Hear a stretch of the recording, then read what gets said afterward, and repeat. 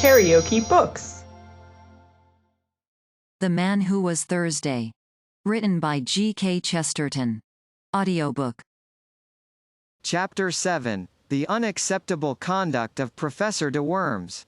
"Sit down," said Sunday in a voice that he used once or twice in his life, a voice that made men drop drawn swords. The three who had risen fell away from Gogol, and that equivocal person himself resumed his seat. "Well, my man," said the president briskly, addressing him as one addresses a total stranger, "will you oblige me by putting your hand in your upper waistcoat pocket and showing me what you have there?" The alleged Pole was a little pale under his tangle of dark hair, but he put 2 fingers into the pocket with apparent coolness and pulled out a blue strip of card. When Symes saw it lying on the table, he woke up again to the world outside him. For although the card lay at the other extreme of the table, and he could read nothing of the inscription on it, it bore a startling resemblance to the blue card in his own pocket, the card which had been given to him when he joined the anti-anarchist constabulary. "Pathetic Slav," said the president, "tragic child of Poland, are you prepared in the presence of that card to deny that you are in this company, shall we say de trop?" "Right-o," said the late Gogol. It made everyone jump to hear a clear, commercial and somewhat cockney voice coming out of that forest of foreign hair. It was irrational, as if a Chinaman had suddenly spoken with a Scotch accent. "I gather that you fully understand your position," said Sunday. "You bet," answered the Pole. "I see it's a fair cop. All I say is, I don't believe any Pole could have imitated my accent like I did his." "I concede the point," said Sunday. "I believe your own accent to be inimitable, though I shall practice it in my bath. Do you mind leaving your beard with your card?" "Not a bit," answered Gogol, and with one finger he ripped off the whole of his shaggy head covering, emerging with thin red hair and a pale, pert face. "It was hot," he added. "I will do you the justice to say," said Sunday, not without a sort of brutal admiration, "that you seem to have kept pretty cool under it. Now listen to me. I like you. The consequence is that it would annoy me for just about 2.5 minutes if I heard that you had died in torments. Well, if you ever tell the police or any human soul about us, I shall have that 2.5 minutes of discomfort. On your discomfort I will not dwell. Good day. Mind the step." The red-haired detective who had masqueraded as Gogol rose to his feet without a word, and walked out of the room with an air of perfect nonchalance.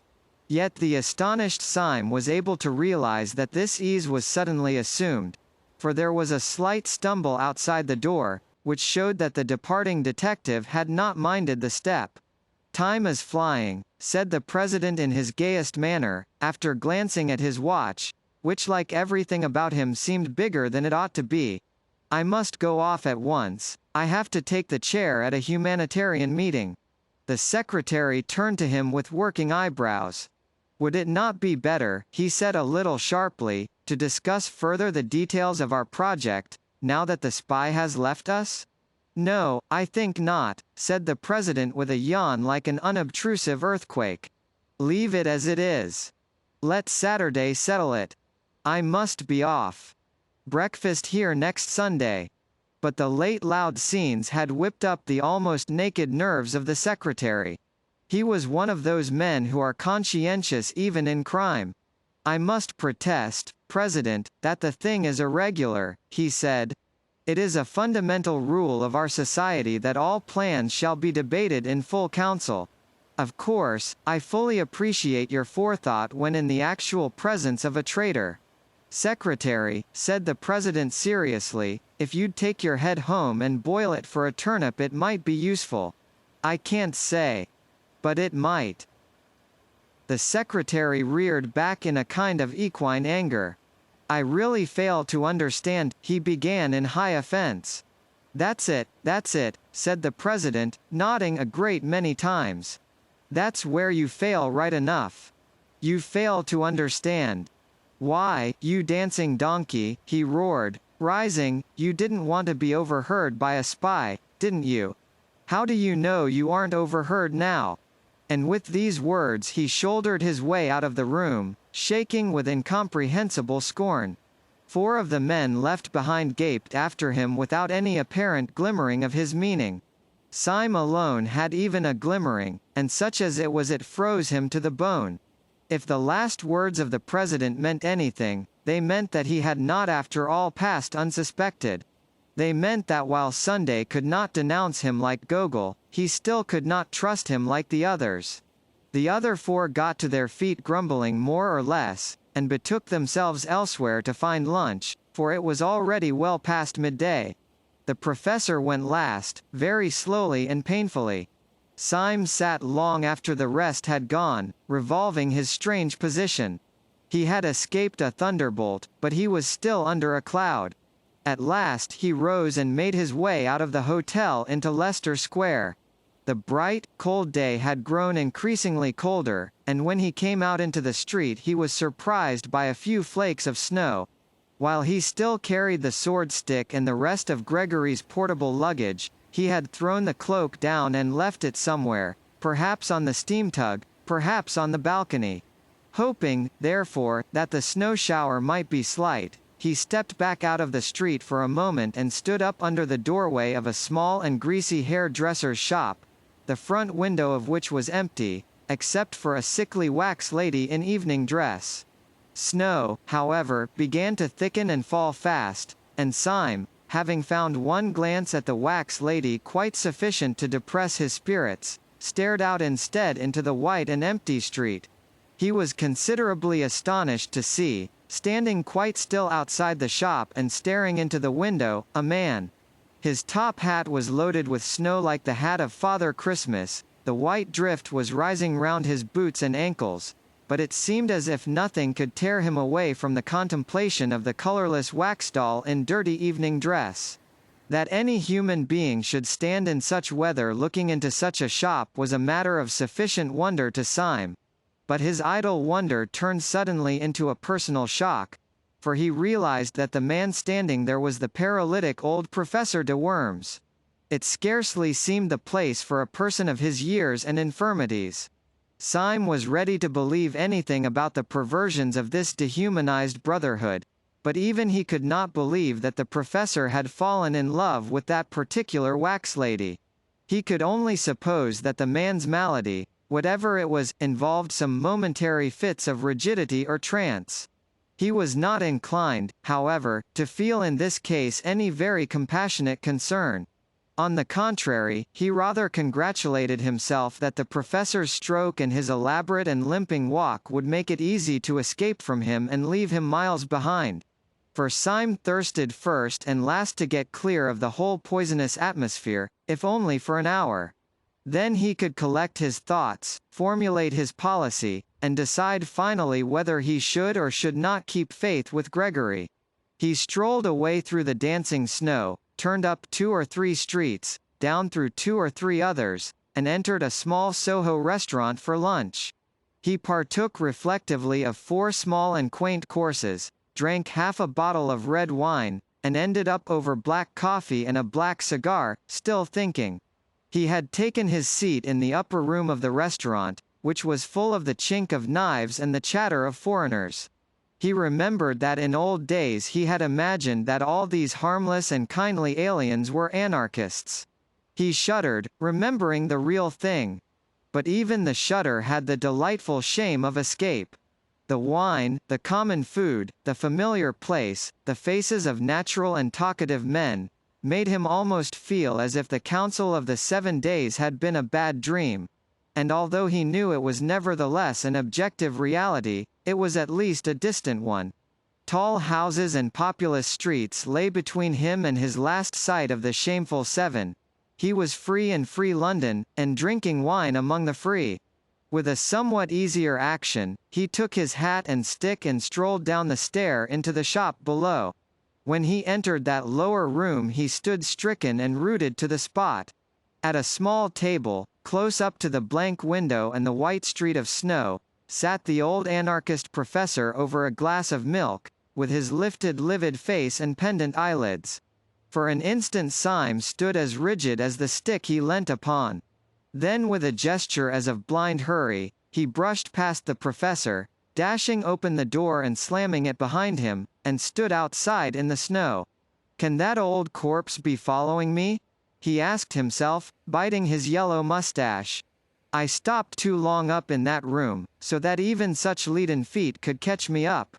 One comfort is, with a little brisk walking I can put a man like that as far away as Timbuktu. Or am I too fanciful? Was he really following me? Surely Sunday would not be such a fool as to send a lame man? He set off at a smart pace, twisting and whirling his stick, in the direction of Covent Garden. As he crossed the great market the snow increased, growing blinding and bewildering as the afternoon began to darken. The snowflakes tormented him like a swarm of silver bees. Getting into his eyes and beard, they added their unremitting futility to his already irritated nerves, and by the time that he had come at a swinging pace to the beginning of Fleet Street, he lost patience, and finding a Sunday tea shop, turned into it to take shelter. He ordered another cup of black coffee as an excuse. Scarcely had he done so, when Professor de Worms hobbled heavily into the shop, sat down with difficulty and ordered a glass of milk. Syme's walking stick had fallen from his hand with a great clang, which confessed the concealed steel. But the professor did not look round. Syme, who was commonly a cool character, was literally gaping as a rustic gapes at a conjuring trick. He had seen no cab following. He had heard no wheels outside the shop. To all mortal appearances the man had come on foot. But the old man could only walk like a snail, and Syme had walked like the wind. He started up and snatched his stick, half crazy with the contradiction in mere arithmetic, and swung out of the swinging doors, leaving his coffee untasted. An omnibus going to the bank went rattling by with an unusual rapidity. He had a violent run of 100 yards to reach it, but he managed to spring, swaying upon the splashboard and, pausing for an instant to pant, he climbed on to the top. When he had been seated for about half a minute, he heard behind him a sort of heavy and asthmatic breathing. Turning sharply, he saw rising gradually higher and higher up the omnibus steps a top hat soiled and dripping with snow, and under the shadow of its brim the short-sighted face and shaky shoulders of Professor de Worms. He let himself into a seat with characteristic care, and wrapped himself up to the chin in the mackintosh rug. Every movement of the old man's tottering figure and vague hands, every uncertain gesture and panic-stricken pause, seemed to put it beyond question that he was helpless, that he was in the last imbecility of the body. He moved by inches, he let himself down with little gasps of caution. And yet, unless the philosophical entities called time and space have no vestige even of a practical existence, it appeared quite unquestionable that he had run after the omnibus. Syme sprang erect upon the rocking car, and after staring wildly at the wintry sky, that grew gloomier every moment, he ran down the steps. He had repressed an elemental impulse to leap over the side. Too bewildered to look back or to reason, he rushed into one of the little courts at the side of Fleet Street as a rabbit rushes into a hole. He had a vague idea, if this incomprehensible old Jack-in-the-box was really pursuing him, that in that labyrinth of little streets he could soon throw him off the scent. He dived in and out of those crooked lanes, which were more like cracks than thoroughfares, and by the time that he had completed about 20 alternate angles and described an unthinkable polygon, he paused to listen for any sound of pursuit. There was none. There could not in any case have been much, for the little streets were thick with the soundless snow. Somewhere behind Red Lion Court, however, he noticed a place where some energetic citizen had cleared away the snow for a space of about 20 yards, leaving the wet, glistening cobblestones. He thought little of this as he passed it, only plunging into yet another arm of the maze. But when a few hundred yards farther on he stood still again to listen, his heart stood still also, for he heard from that space of rugged stones the clinking crutch and laboring feet of the infernal cripple. The sky above was loaded with the clouds of snow, leaving London in a darkness and oppression premature for that hour of the evening. On each side of Syme the walls of the alley were blind and featureless.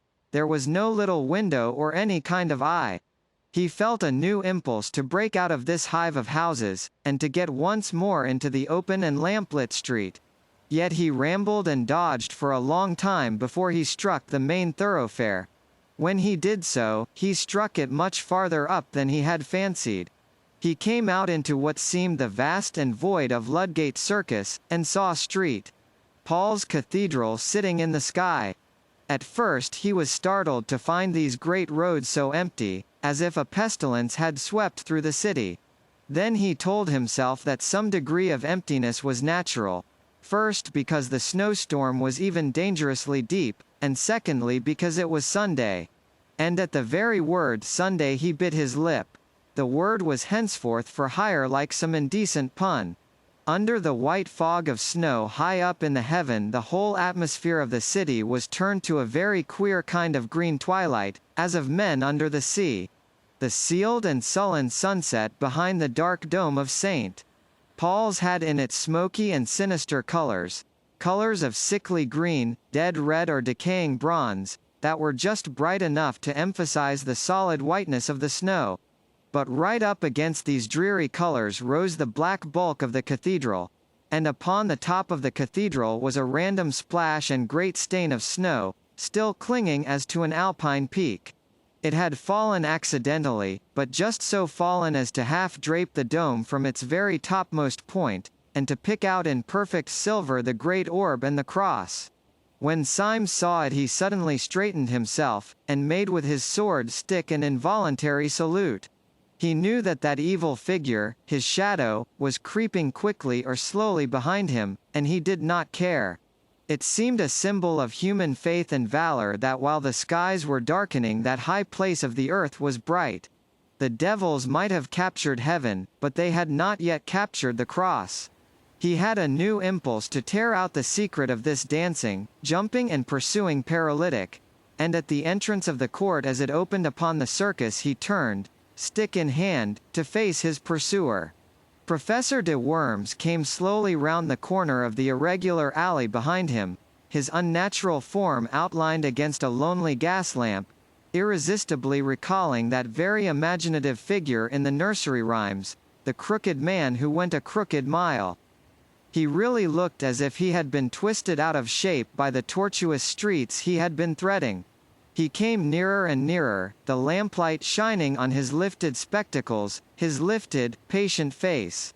Syme waited for him as St. George waited for the dragon, as a man waits for a final explanation or for death.